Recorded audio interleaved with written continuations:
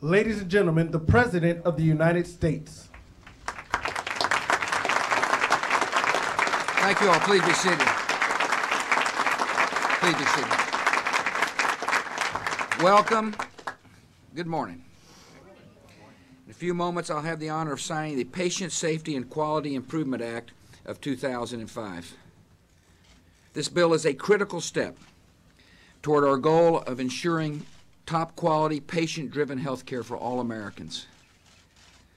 With this law, we'll be able to obtain more accurate information about medical treatments.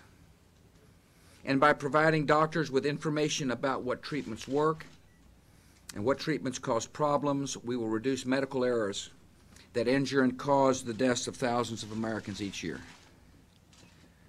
I commend the members of Congress for their hard work in passing this piece of legislation. This has been a productive week for the United States Senate and the House of Representatives. I'm looking forward to signing an energy bill that will encourage conservation, increase domestic production, and help reduce our dependence on foreign oil. I'm looking forward to signing a highway bill that will strengthen our transportation infrastructure and improve the safety of our roads and create jobs. I appreciate the House and the Senate for passing the Central American Dominican Republic Free Trade Agreement that will level the playing field for America's goods, as well as promote democracy in our hemisphere. All these bills are good bills. They're good for the people of this country. And I appreciate their hard work in getting them to my desk. I want to thank the Secretary of Health and Human Services for joining us, Mike Leavitt. I appreciate Senator Bill Frist, the Majority Leader, Dr. Bill Frist. I want to thank Committee Chairman Mike Enzi, Senator Judd Gregg, and Ted Kennedy and Jim Jeffords for their good work in the United States Senate on this piece of legislation. I appreciate my friend from Texas, Joe Barton, Congressman Joe Barton, and Nathan Deal and Mike Bill Rockus for joining me here today as I sign this piece of legislation. I want to thank Dr. Edward Hill, who's the president of the American Medical Association, straight out of Mississippi.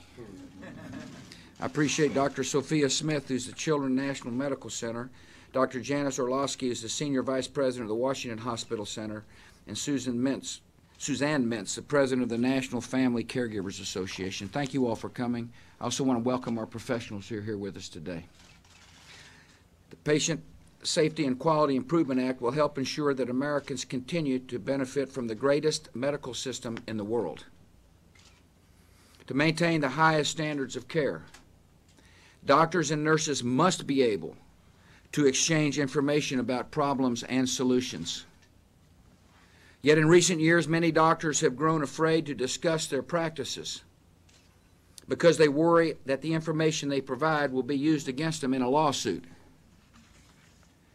This bill will help solve that problem. It's a common sense law that gives legal protections to health professionals who report their practices to patient safety organizations.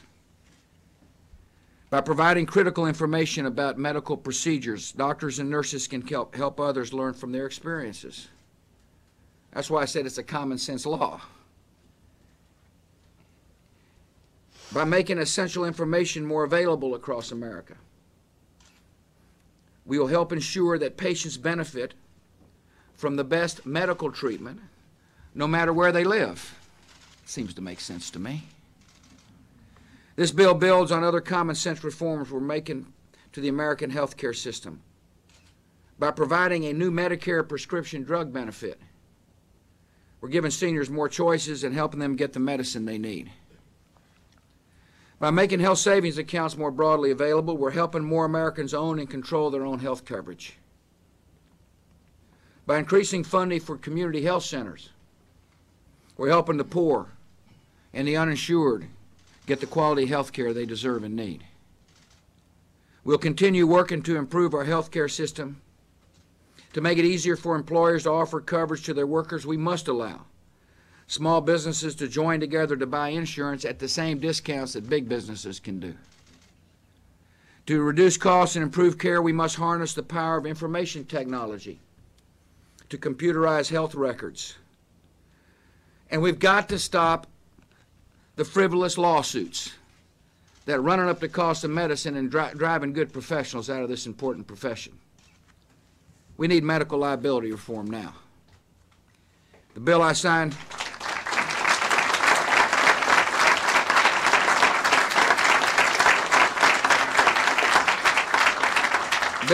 today is an example of people coming together to do what's right for the country.